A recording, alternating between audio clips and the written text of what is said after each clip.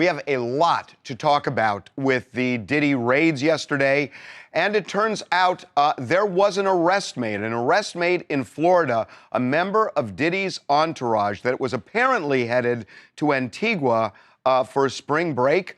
He was busted in Florida for drugs. Yeah, so there were the raids at the homes, one here in LA and then the other one in Miami. But the arrest actually happened at an airport in Miami, at Miami's Opa-locka Executive Airport, where Diddy was boarding a private jet with his entourage, heading out for some spring break plans. That was interrupted when Customs got on the plane and decided they were going to search. And they ended up finding, according to law enforcement, on Mr. Brendan Paul, he is the entourage member. They say that they found cocaine and marijuana, and he was arrested.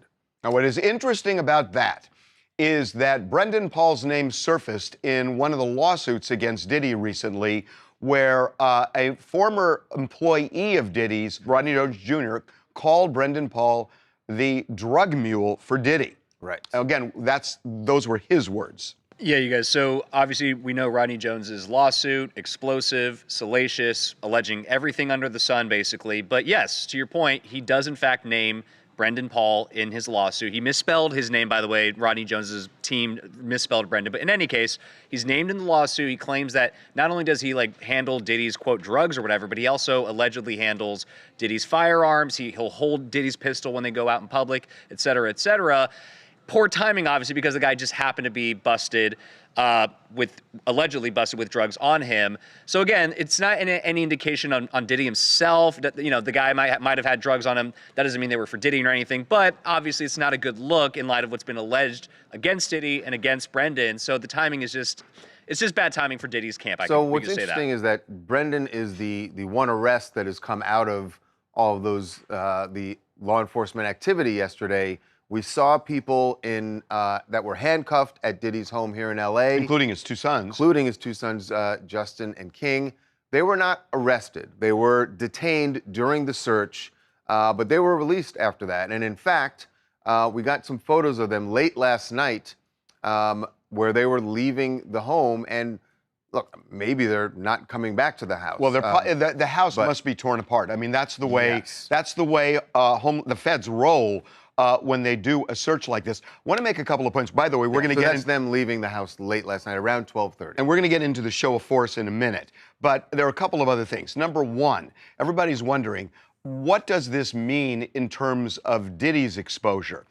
To get a search warrant to do what they did in Miami and in Los Angeles, the prosecutors have to show a judge that there is probable cause to believe that Diddy committed a crime since he was the target of this. And we know that one of the issues that they're looking at is alleged sex trafficking. This is something that came up in several of the lawsuits. For the judge to sign the warrant, which the judge did, that means the judge found that there was probable cause to believe that Diddy committed the crime. Now, that doesn't mean he is going to be automatically prosecuted, because the purpose of the search is to gather evidence. And then they have to decide, is there a probability that they could prove guilt beyond a reasonable doubt if they file charges? If the answer to that is yes, then they would file charges, presumably, against Diddy. Right. The other thing that is interesting about this, Diddy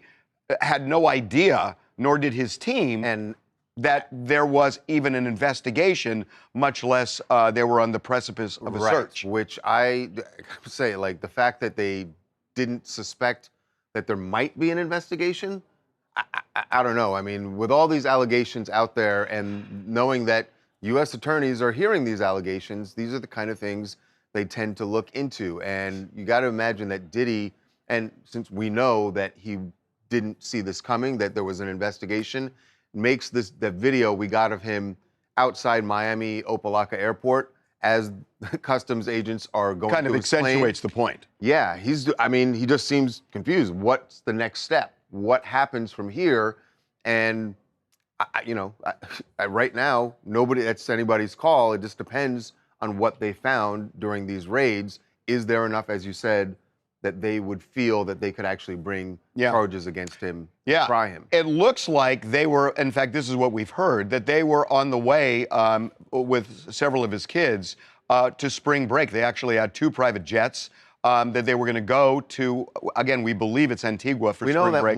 one of the jets did actually make it to Antigua. We don't think Diddy was on that jet. Diddy obviously was not on that one. In fact, it left from the West Coast, and that is the plane on the ground in Antigua where it landed. One other thing we just wanted to show you before we go to break here, you know, Holmby Hills is a very ritzy part of town.